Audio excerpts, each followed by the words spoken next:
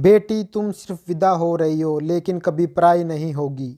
जब मेरा second class का रिजल्ट आया तो पापा ने मुझे मेरी मनपसंद डॉल देकर और आज भी मेरे पास है। उस समय मुझे साइकिल चलाने का शौक़ पैदा हो गया था। पापा ने मुझसे पूछा कि क्या तुम चला लोगी साइकिल, तो मैंने भी हाँ कह दी, चला लूँगी। बस फिर क्या था, फ़ौरन पापा ने मेरी फरमाइश पूरी कर दी, एक प्यारी सी साइकिल ला कर दे दी। लेकिन उस समय समस्या ये थी कि सिखाएगा कौन। पापा अपने काम में बहुत बिजी होते थे और भाई अपने दोस्तों के साथ खेलने में।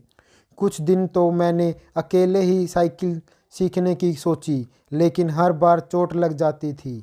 अपनी बेटी को जख्म लगते देख पापा मुझे साइकिल सिखाने के लिए तैयार हो गए और हर रोज़ शाम को मुझे साइकिल सीखते के ले जाते और उस समय मेरा डर बिल्कुल ख़त्म हो गया, क्योंकि मैं जानती थी कि पापा साथ में हैं और अगर मैं गिरने लगूंगी तो पापा संभाल लेंगे।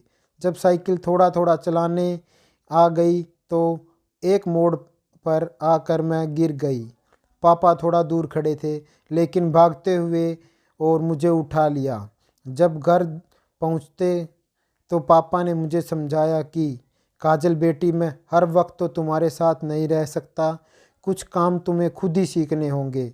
मैं अगर तुम्हारे पास ना भी हूँ तो तुम्हारे साथ हमेशा रहूँगा। जब भी तुम मेरी ज़रूरत हो तो सोच लेना कि मैं तुम्हारे साथ आसपास ही हूँ। उस वक्त तो मैं बहुत ही छोटी थी, इसलिए उन बातों को समझ नहीं पाई, लेकिन आज मैं समझ आती हैं। पापा ने मुझे समझदार ही नहीं बल्कि आत्मनिर्भर भी बनाया। आज मैं एक बड़ी कंपनी में नौकरी करती हूँ और मेरी शादी हो चुकी है। मैं अपने पापा को बहुत खुशनसीब समझती हूँ, क्योंकि मेरे पापा ने हमेशा मेरा साथ दिया, मेरा भाई और मुझसे कभी अंतर नहीं किया।